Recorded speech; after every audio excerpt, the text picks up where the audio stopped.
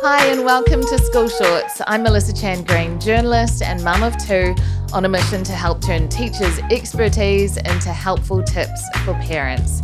But while literacy is a big focus in the classroom, we also know there are many other factors that feed into that, like movement and influence at home. So while we'll feature many educators, we also want to hear from some parents along the way.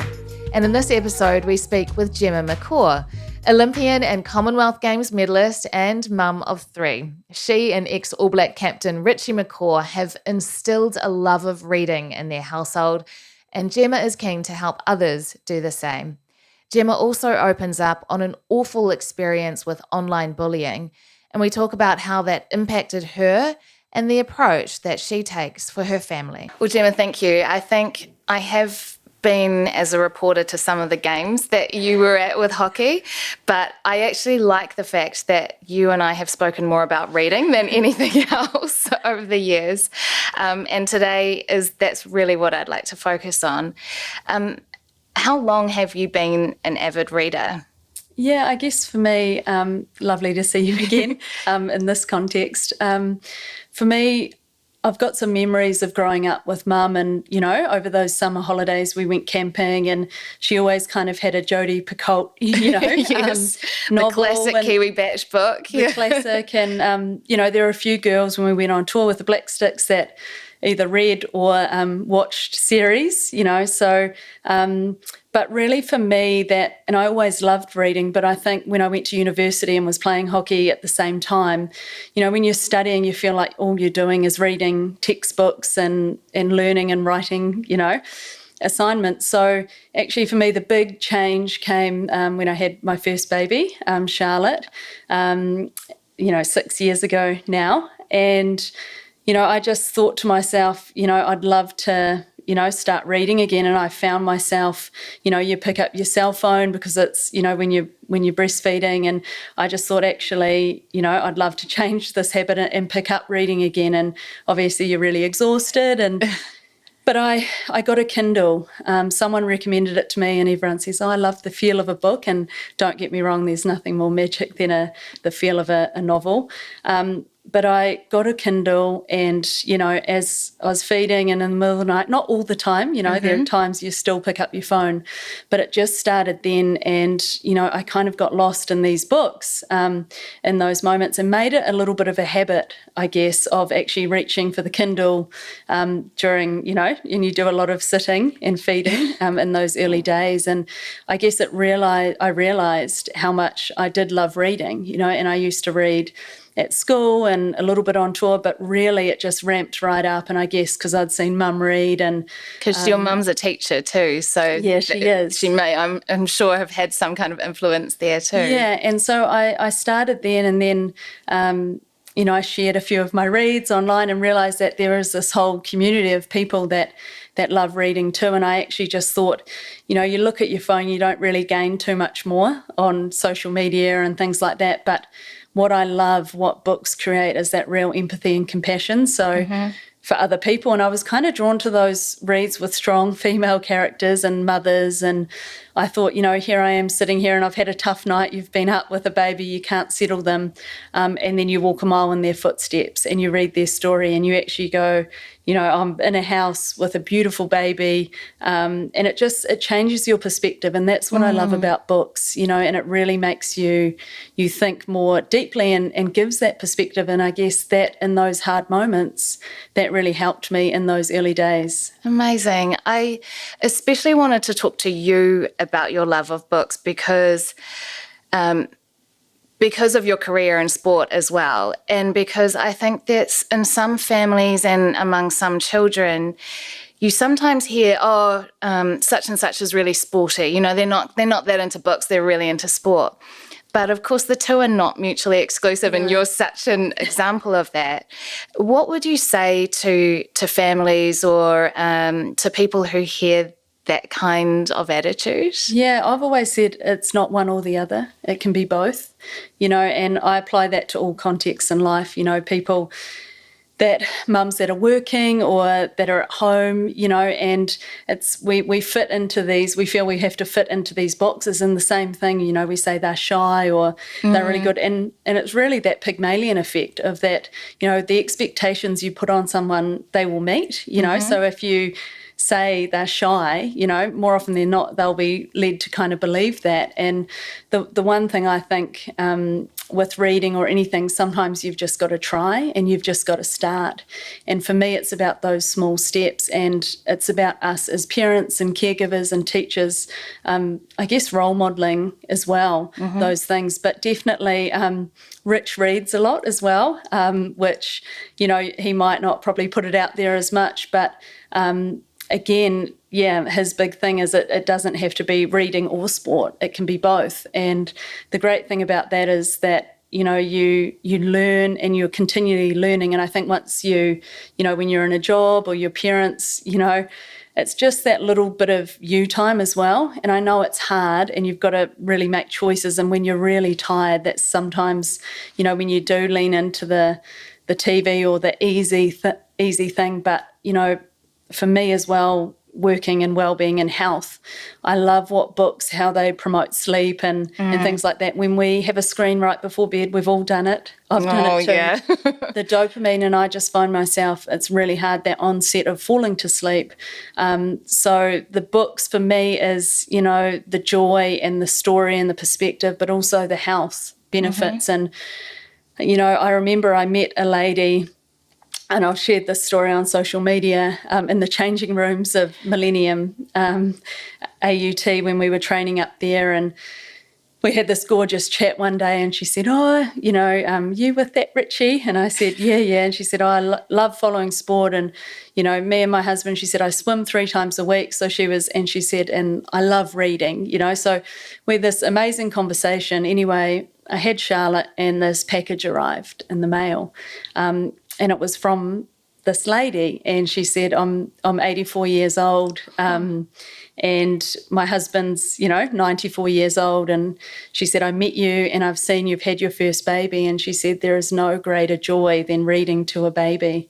And the book that she gave me, and I've still got it, is Clap Your Hands, and it's just a really beautiful, and it's a really special book, because that piece of advice from a beautiful 84-year-old woman, it's not only about the book, but the connection and the sharing and the holding and of a baby. So I think for me, as much as the reading, for me, I love, but seeing my kids and just having books readily available, and even the act of going to, you don't have to have new books, but going to a library and having to take care of a book for a few weeks and hopefully not lose them. We've done that a few times. And, but also caring for that book and returning it, I think is really important to teach our kids how to treat books too. So you obviously are instilling in your children a love of reading as well.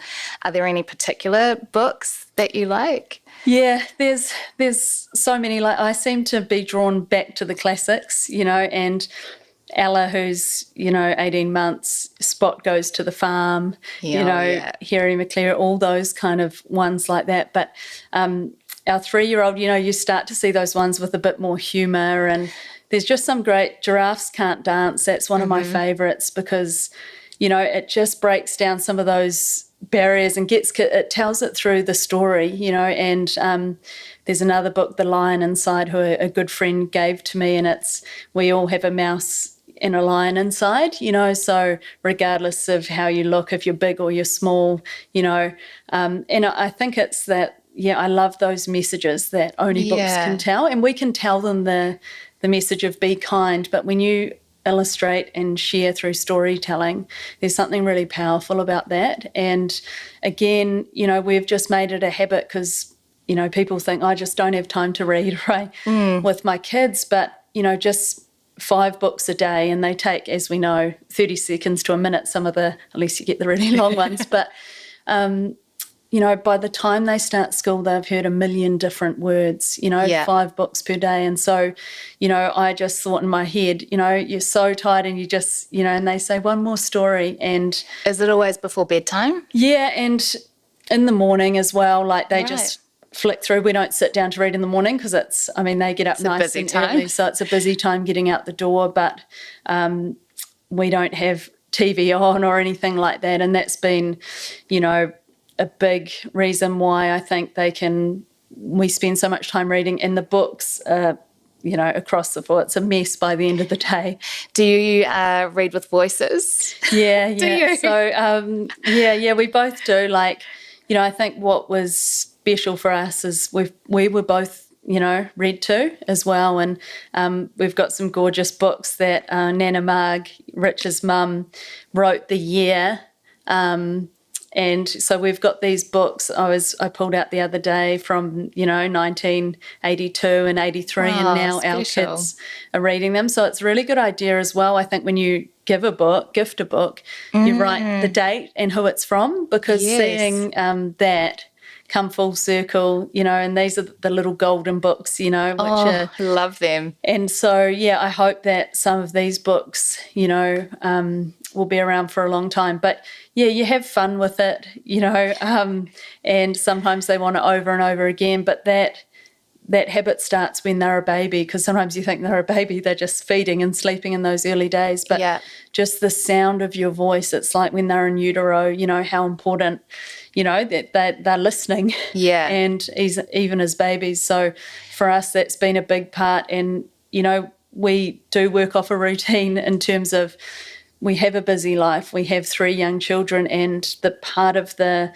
dinner, bath, book, tell them a story, and then bed has been, the same and consistent throughout their whole life. So it doesn't feel, we don't, it's even if it's one book before bed, but they always choose one book, and then we tell them a story as well. So Charlotte. Oh, right. So you make up a story. Well, Charlotte likes to know when my mum was naughty, because mum was one of 4, or she says naughty Auntie Coralie, mum's sister, or Uncle Tony or Uncle Murray. So I've gotten to the point, I've told so many that, I have to say now, this might be a make-believe one. So I just, we talk about when she, hid under her bed and then jumped out, and Auntie Coralie wouldn't let her in her room when her friends were over. So we've started that, and then she also likes to hear about Rich's sister Jo when when they were younger and fell off her bike. It's so nice to tell those stories about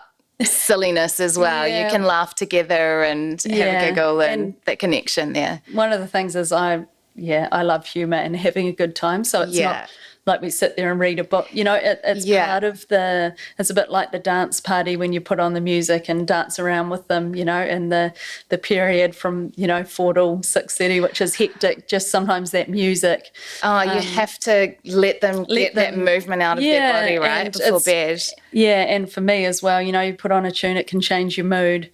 But, having that routine consistently, and, nowadays I guess I feel sad sometimes when people say, oh, you can put on a story on, we don't have an Alexa, or you can put that like on an audio thing and walk out. And don't get me wrong, when I was young, I had a CD of Little Bunny Foo-Foo, which I put on repeat at night. But while we still can, they're only young for such a short period, and I will read to them and I will tell them the stories. And I know sometimes you've just got to, you're feeling the stress, you've got so much to do, you've got the clean up, the dishes and everything after dinner. But when you sit down, it's 5 minutes of your day. And I think, that's been a big part of what we've done. And one of us, tells the story. And it is, I think it's not about judging those families that can't, because every family has different challenges, right? But I think it's nice to hear you talk about this, because it's like a pep talk for those families that are thinking, well, I can make a small step, or I can just improve a little bit here, or, for families, I think, that are willing to take that on. I think that's really useful to hear you say that. Yeah, I think for me, my nana, who we lost earlier this year, always said, walk a mile in someone's footsteps before you judge them. And, when I talk about reducing screen time and reading more and exercising and sleeping more, it's not coming from a place of judgment, it's coming from a place of care. And one thing that I've used in sport and in life and in anything is it's really those small steps. You call them micro steps. So, if people want to reduce, screen time, I say to them, just don't look at your phone for the first minute of your day, and you can increase that. Then that might get to 5 minutes, or just read your baby or your child one book. Don't go for the 5. Yeah. Because what we do, and this is the same in fitness, I see people go, right, I'm going to do the marathon.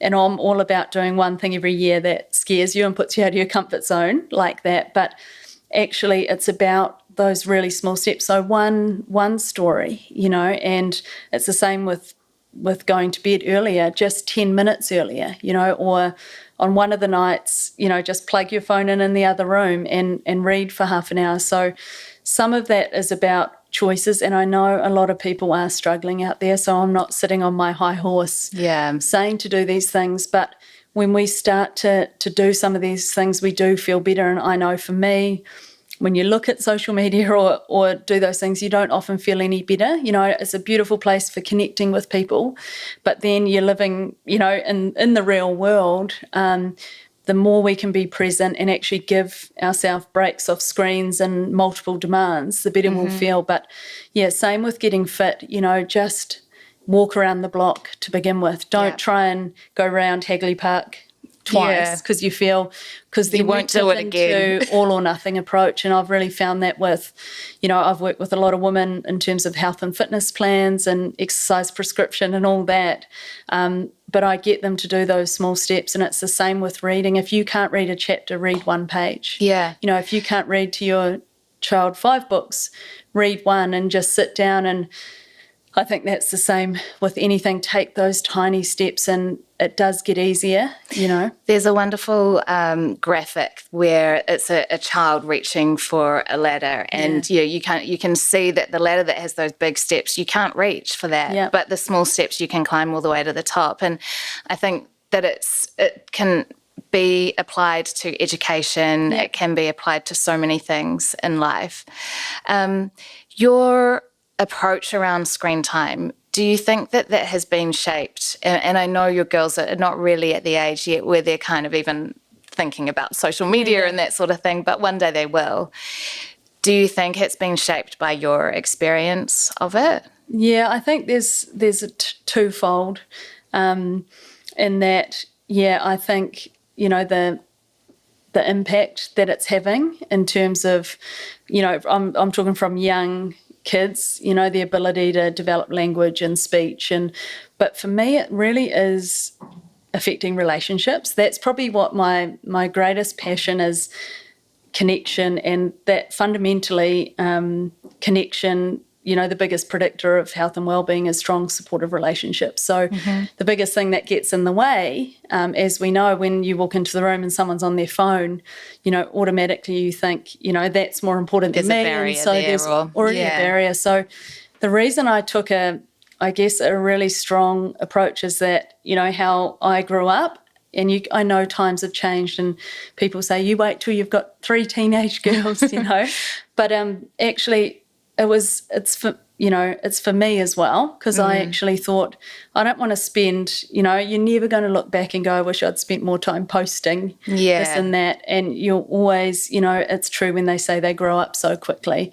Again, it doesn't have to be one or the other, and I think I went into, I want to get rid of social media just because with 3 young kids, it's busy enough, and then trying to fit it in. And I had a bit of a rule. I didn't do social media when they're awake or up.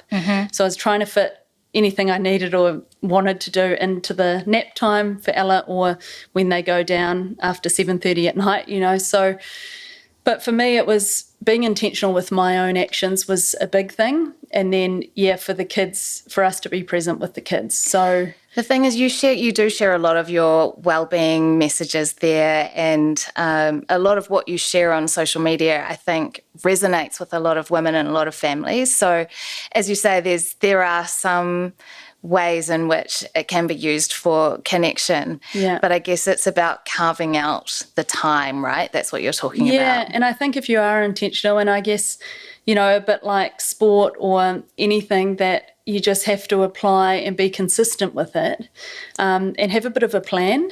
Do you know what I mean? I think it's sometimes you don't know where to start, and whereas if you want to make any change, you've got to have an awareness. We can't change what we're not aware of. So it was first the awareness of actually we don't want to be on our phones, you know. So those periods of, you know, just a big thing was plugging the phones in another room, you know, because they're not the last thing you check. And our kids wake up early, so we don't need alarms. Second thing, in that time from, you know, that 4 till 7, getting them down, unless there was a work call or something you really had to, not just having it there, because I find when it's in a different room, you're not even tempted to check it. Or so creating some rules for ourselves just allowed us, and when we've got things or want to engage with it, we schedule time, which sounds a bit funny, but I often say to Rich, right, I've got a few things to do once we've cleaned up, done the dishes, and I'll sit down and I can spend half an hour or an hour or whatever doing it. But yeah, who does run the house in terms of, right, this is what we're doing? I've always said we're on the same team. Yeah. The thing about sport or anything is that you're working for each other as much as, you know, you're not working in isolation, and you get to the point hopefully where they're picking up what you're putting down, and, you know, I cook and he's very good at dishes, so you play to your strengths. But when something needs to be done, and it's not to say, you know, last year with it being a Rugby World Cup year, he was away a lot travelling, and it was really hard with 3 young kids, you know, and Mum was up in Tauranga working, but really it is about that support network, and that makes things easier when you're working together. And I think in terms of our household, like I say, we're on the same page. I guess playing sport, you have a routine. You know, each day you have a schedule. So we sit down on a Sunday and we look at, okay, what do we got this week? We put it in a iCal, so we kind of know who's doing pickups, drop-offs, what can we, and then we carve out from there, you know. So we're really intentional. We don't, you know, just hope things will. And it's the same. Some days it is, I always think, you know, some days you nail bedtime routine, you know, and I can have all 3 down by 7:30. You know, this week I've had to shush Pat Ella to 8:30, you know, so then your clean-ups put back and things like that. Some things are not as predictable as playing team sport, I guess, exactly. Although that's never predictable either. But we can only control our own effort and staying regulated ourselves. So I think in that schedule with our exercise and things like that, that's a huge part of trying to set ourselves up for success, you know, because when you're tired, it's very hard with kids it's often not them, it's us. And the big thing about reading and what I've loved is, you know, I go to bed really early because I like to read, and I don't watch TV, and people are like, what do you mean? It's just not a habit, because I find actually TV, I shouldn't say this because you're in the news. That's all right. No, I'm sorry. I appreciate this. No, but I find TV overstimulating, you know, and I think just in this era, you know, and my friends that have older children, you know, and then when they leave home, like my mum loves a Netflix series or a doco or things like that, but I have to make a choice. My choice is either go to bed and read or stay up, and I know I'd be like, oh, one more, because I've got that personality. So, and I'm not judging people that watch TV, because if that is your thing, you know, I think it's whatever you can do to feel like you're decompressing, right? And for some people, that's actually going to this other world. Or reading about something educational or, you know, and that's the way in which you decompress. Yeah, so I think for me, the no TV on, just because I find it overstimulating, you know, when it's on. And I say to Rich, if he wants to watch the news, he might record it and watch it once I've gone down, because I feel makes it easier to get them to bed when there's all this noise and you're trying to, you know, get them all where they need to go. And I think for me, I made that choice 6 years ago to start reading. And I've read so many books, and it is such a joy, because often things remind me of different books. And I guess I just changed one little habit when I was, you know, feeding my babies. And now, like I say, I just love the connection and things, but also how much it helps you go to sleep. Because if I stay up scrolling, very hard to then get to sleep. And the other thing I always tell people, when you're tired, you will reach for it, because it is quick dopamine. So if you're sitting on the couch and you're like, you know, feel like you're doom scrolling, it's actually get yourself to bed. And I'm not saying get into bed and necessarily read, but I always know myself, if I'm, you have to be really intentional and go, oh, actually, what am I doing sitting here? And sometimes having self-compassion, allowing yourself to do that. If you just want to zone out and you're enjoying watching some reels that make you laugh and that, but I find that dopamine hit before bed for me has never really helped.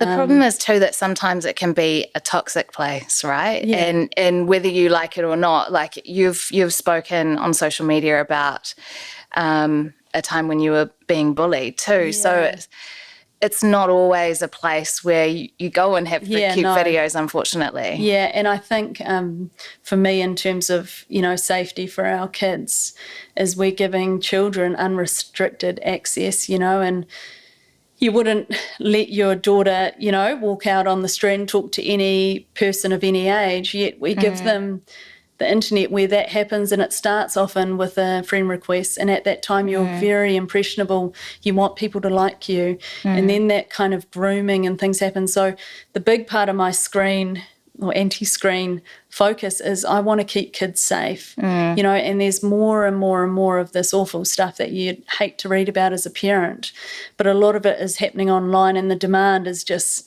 and it makes you feel sick to the stomach, and but there's so many people in New Zealand trying to help, protect our kids. So for me, it starts out as, it can be an awful place too. And I'm really, really mindful of that. And, in my situation, it's really easy. When I had, some online bullying, someone was able to create 5 or 6 alias accounts. So I didn't think it was just one person. I thought everybody was thinking this of me. So what did that do to your, I mean, you seem to me like a very mentally strong person, but did it impact you? Well, I was early 20s, and you're still figuring, who you are, and that am I good enough, comes up, and then you think this is what people are thinking, you're not good enough. So it was a really hard period for me, because that belief and that confidence of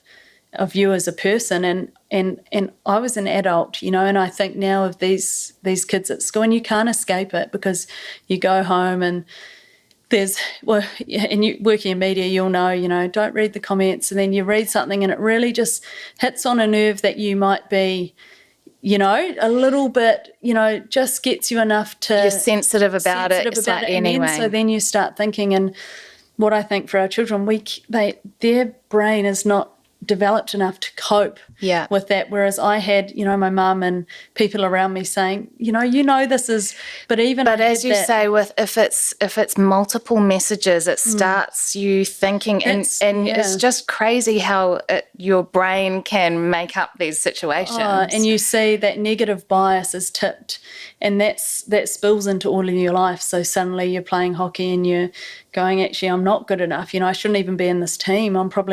And so... Is that what you were thinking sometimes? Yeah, at times, because that's what was being said, and so for me, a big part of that probably comes a bit deeper.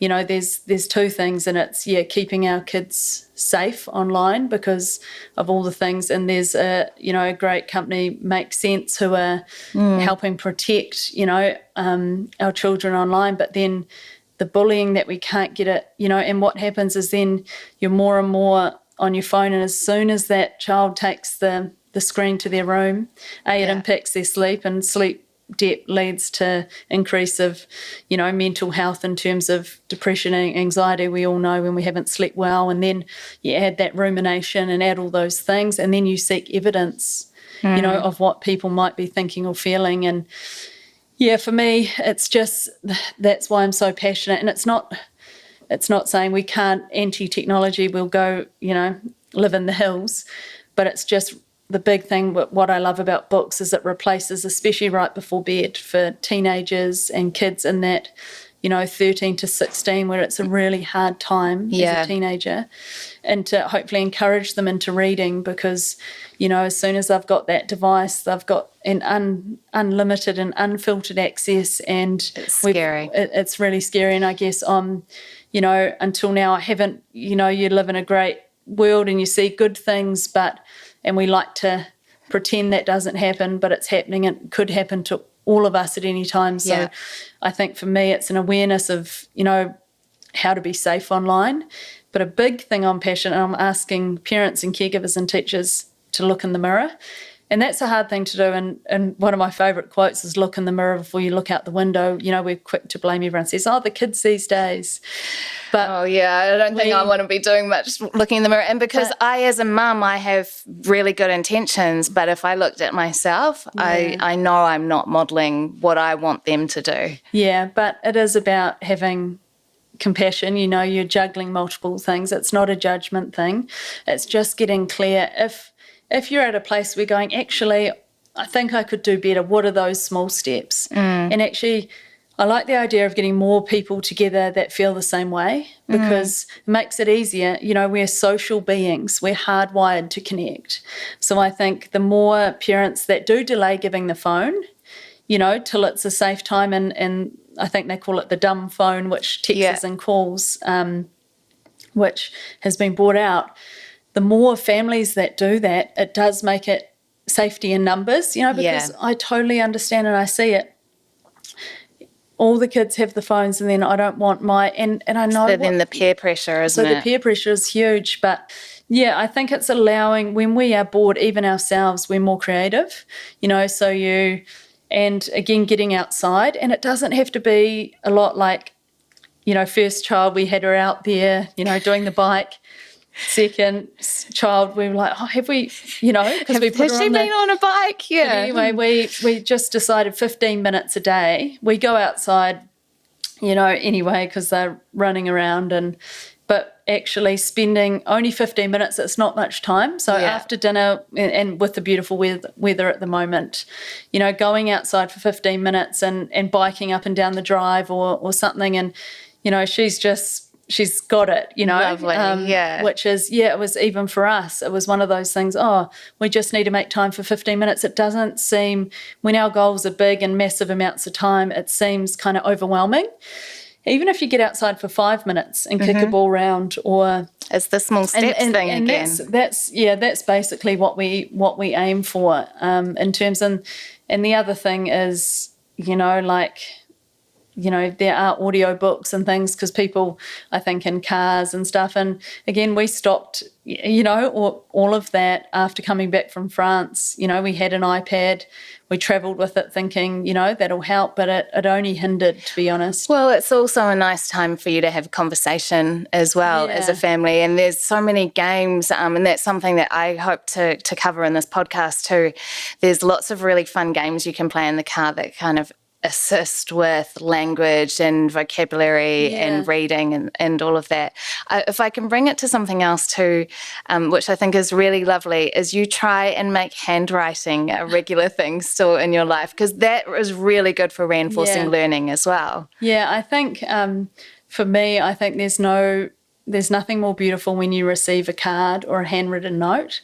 And it went right back to that beautiful lady, who we became actually pen pals and sending books, and she's since passed. But I think for me, the woman in my life, my mum, my nana, Bev, who you may or may not have seen. Bev is amazing. If you haven't seen Bev, you need to. Yeah. She's a light in the life. Might have to get her on, because she does love reading. Oh, great.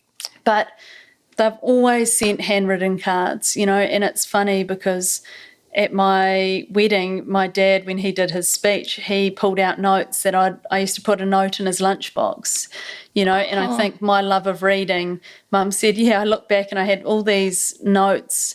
And it's funny because Charlotte now is writing, to Mum, to Dad, I love you, Mum, I love, and, I feel like keeping them all. But I feel Bev every birthday sends a card, and a handwritten, and it arrives, and I just don't want my girls to miss out. There's packages that come for people all the time, but a handwritten card addressed to you, and there's something about the thought and the love and the feel that holds it, I think, special. So for me, and we're lucky both our parents are teachers, Marg and, my mum, Michelle, teachers, so they sit down with the kids, and again, it's a time thing. It's easy to put on an episode, but actually sitting down and writing and reading and spelling out. So I love a handwritten card. There's something about it, and notes, and that's something I do want to teach my kids. And I think it's important that they can write a letter or they can write a card, and not the scary thing with AI and ChatGPT is that it does it all for you. But, I think you can, there's something about writing and getting it wrong. And even with social media, you kind of think you have to have everything perfect. And I've always thought that, because if someone pulls you up on spelling so you run things, proofread and try and make it perfect. But I'm actually like, the odd spelling mistake or the odd is human error. Yeah. And I think letting people learn and our kids spell something wrong and keep learning, I think it's easy when things are difficult to give up, but actually to keep persisting. And some of my most treasured things in a house are some of those cards, that I've recently found from Nana. And we've always, before each of the girls' birthdays has written a letter to them. Well, I have. And something, I hope, when they're older that they will can look back on. So the thing with spelling too in writing is that, especially with children, you don't know what they're not understanding about language unless you're seeing the handwriting and the writing it out, and that's where it's reinforcing what they've learned too. So it is so important, and I know a lot of schools and the curriculum this year is also going to be really focusing on that, so it'll be so interesting to see what impact that has on literacy as well. And I think, we've been very lucky with Charlotte's teacher this year, Prue. She's been incredible with, just seeing that growth. But again, for parents, if their child at school's not, something, the handwriting or the reading's not going right, actually looking at yourself and putting some time in as well, because it's very easy to look over the fence and say, they're not doing that and they're not, but actually as parents and caregivers and the teachers, it starts totally with our us. responsibility. So I think that's really important. And again, even 5 minutes, we don't have to sit them down for hours and hours of schooling. I'm not saying that, because I'm a real big believer in free play and just letting them write and draw and on the table making and the it couches. fun, right? You don't want to sit down and do a lesson, and teachers don't want you to do that either, because what you should be doing really is complimenting the work that they're doing. 100%. But it's just getting back to basics and spending a little bit of time with them and doing that. But I think for the most part, you see all the teachers dealing, with multiple children and different needs and behaviours. They do an incredible job, and we've just got to keep believing. No one will ever be absolutely perfect, and their child won't be perfect as much as, but it's actually we have to, as parents, lead, by example and do our utmost best to support them in their learning and in some of these habits. And you put the work in early, and it pays off later on. And I guess for us, while our kids are young, is trying to put that time in and hopefully set up good habits for life. Thank you so much. It's been a really fascinating chat. I've loved it, and appreciate you sharing, how reading has evolved in your household, and I think it'll be really special for other families to hear that too. So thank you so much for your time. Thanks for having me. Thanks so much for tuning in today. If that topic was helpful for you and you'd like to hear more, please do like and subscribe. It sends me that feedback. School Shorts is all about supporting busy parents who want their children to thrive. Follow on social at School Shorts NZ for fun ideas, helpful resources, and exclusive giveaways.